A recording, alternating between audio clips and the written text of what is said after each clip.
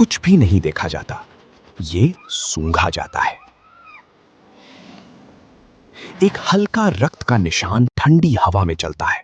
यह घोषणा करता है कि इस जमी हुई विस्तार के पार कहीं एक शिकार घर को ले जाया जा रहा है।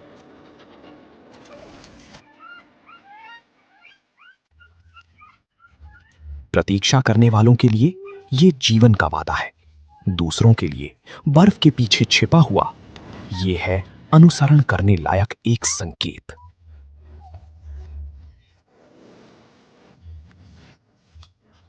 मां लौटती है।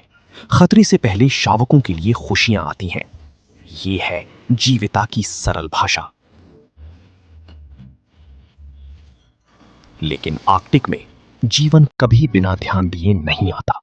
रक्त केवल भोजन का वादा नहीं करता, ये ध्यान एकत्र करता है, ये गणना को आमंत्रित करता है, ये एक निजी जरूरत को कुछ विवादास्पद में बदल देता है।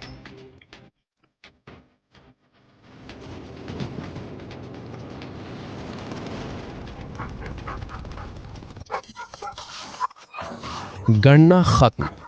इस दुनिया में एक मां कभी पूरी तरह भोजन को नहीं दे सकती। भोजन प्रदान करते समय भी वो सतर्क रहनी चाहिए, क्योंकि अपने युवाओं को खिलाना केवल देखभाल का कार्य नहीं है, ये एक घोषणा है, ये हमारा है और मैं यहां हूं। ये एक अकेले जोखिम के साथ शुरू होता है। एक भेड़िया सीमा को परीक्षण करता है, दूसरों के प्रतिबद्ध होने से पहले। शावक समझते हैं ये सिखाने से पहले कि कोई उन्हें सिखाए। शुरुआत से ही ध्यान भटकाओ, फिर जो मायने रखता है उसे हरकत करो। भेड़ुओं की सफलता अक्सर शुरू नहीं होती है ताकत से, बल्कि एक योजना की अनुशासन से। मां अपने सामने जो खड़ा है उस पर केंद्रित है। वो अपने आप को देती है पूरी तरह से लड़ाई में। और कभी कभी ऐसी कुल प्रतिबद्धता एक मां की सबसे बड़ी ताकत हो सकती है और उसकी सबसे गहरी कमजोरी भी। जबकि वो एक भेड़िए को दंडित करने में सब कुछ डाल रही है, पैक का बाकी हिस्सा पहले से ही व्यवहार कर रहा है जैसे एक पैक को चाहिए, ठंडा, व्यवहारिक, अवसरवादी।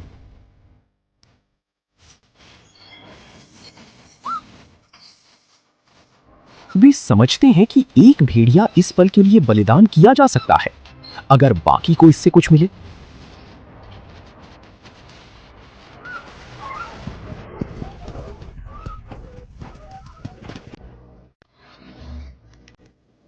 जब मां अंत में शव की ओर दौड़ती है, यह केवल गुस्सा नहीं है जो उसे चलाता है, यह आपातकालीन स्थिति है, यह योजना का हिस्सा है।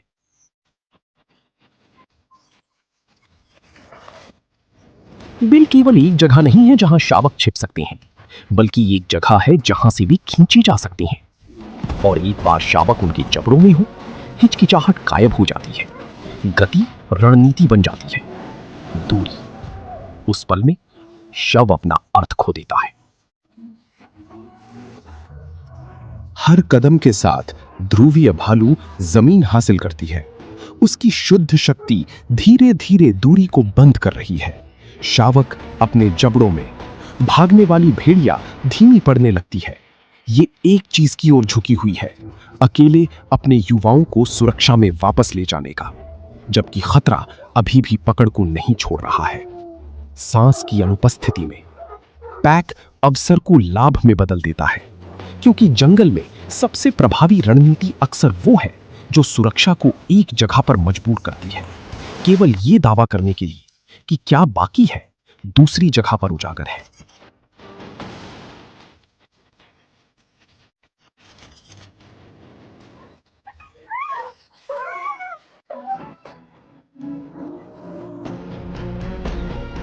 ये अब भूख की कगार से रक्षा की कगार तक नहीं है।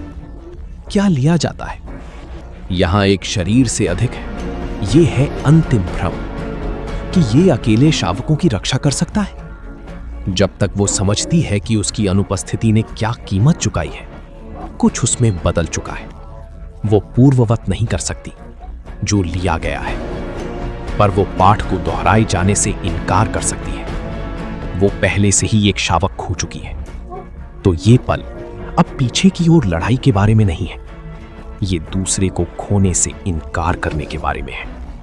भेड़िए आगे दबाते हैं, परीक्षण करते हैं, प्रतीक्षा करते हैं, फिर भी एक सीमा है जो वे पार नहीं करेंगे, क्योंकि यहां भी भूख की सीमाएं हैं और इस जैसी मां के विरुद्ध एक गलती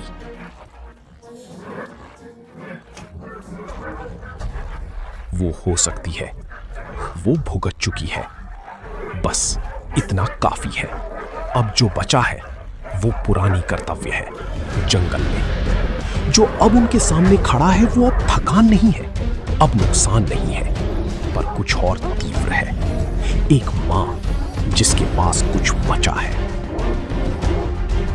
जंगल सब कुछ मांगता है और कोई वादे नहीं देता, केवल जो पकड़ा जा सकता है और जो नहीं लिया जा सकता। और कभी कभी वो काफी है। बर्फ की एक बड़ी परत में एक मादा ने महीनों तक लगभग पूर्ण अलगाववास में बिताया है। वो 2 शावकों को जन्म देती है, आर्कटिक सर्दियों की सबसे कठोर स्थितियों से सुरक्षित। बिल एक स्थिर माइक्रोक्लाइमेट प्रदान करता है, परिवार को गर्म रखता है, जबकि मां उपवास करती है। अंधकार से बाहर की ओर निकलते हुए शावकों को अब सीखना चाहिए बर्फ के तरीके। मातृत्व की देखभाल तीव्र होती है, अक्सर 2 साल से अधिक तक चलती है। खेल उनके विकास का एक महत्वपूर्ण हिस्सा है, भविष्य के शिकार के लिए आवश्यक समन्वय को तीक्ष्ण करता है। मां सदा सतर्क रहती है, उन्हें प्रतिद्वंद्वी नरों से सुरक्षित करती है और कठोर तत्वों से। उसके अपने ऊर्जा भंडार लगभग समाप्त हो गए हैं, फिर भी वो अपनी जीविता से ऊपर उनके विकास को प्राथमिकता देती है। गर्मी की धूप के आने से समुद्री बर्फ टूटने लगती है और पीछे हटने लगती है। ये ध्रुवीय भालू के लिए बहुत अनिश्चितता का समय है। विशेषज्ञ शिकारी अभिशप्त पर्यावरण में। ध्रुवीय भालू अत्यधिक विशेषज्ञ शिकारी हैं। वे बर्फ पर निर्भर हैं अपने शिकार तक पहुंचने के लिए एक मंच के रूप में। जब जमी हुई सतह गायब हो जाती है, उनका प्राथमिक भोजन स्रोत बहुत दूर हो जाता है। भालुओं को मजबूर किया जा सकता है, विशाल दूरी की यात्रा करनी पड़ सकती है, चट्टानी किनारों पर खाना खोजना पड़ सकता है। उनकी जीविता मुख्य रूप से उच्च वसा वाले आहार के लिए ट्यून होती है, कड़ी और दाढ़ी वाली सील द्वारा प्रदान की गई। सर्दियों में वे सांस के छिद्रों में घंटों इंतजार करने की पूर्ण स्थिरता में धैर्य के मास्टर होते हैं। दुर्बल गर्मी का अस्तित्व। दुर्बल गर्मी के महीनों में वे पक्षी के अंडों की ओर मुड़ सकते हैं, वनस्पति या मृत जानवर। यदि उपवास बहुत लंबा चलता है, वे एक चलती हुई सुप्तावस्था में प्रवेश करते हैं, कीमती ऊर्जा को संरक्षित करने के लिए। आर्कटिक का कानून। ध्रुवीय भालू की मां कोई नायक नहीं है, वो केवल एक मां है जो हर दिन हर पल जीविता के विरुद्ध लड़ाई लड़ती है, और कभी कभी जीत, कभी कभी नहीं, पर हर बार वो फिर से कोशिश करती है। ये है आर्कटिक का कानून। न्याय नहीं, केवल जीविता, और जीविता ही पर्याप्त है। बर्फ के राज्य में मातृत्व सबसे कठोर विजय है, और कभी कभी सबसे सुंदर भी।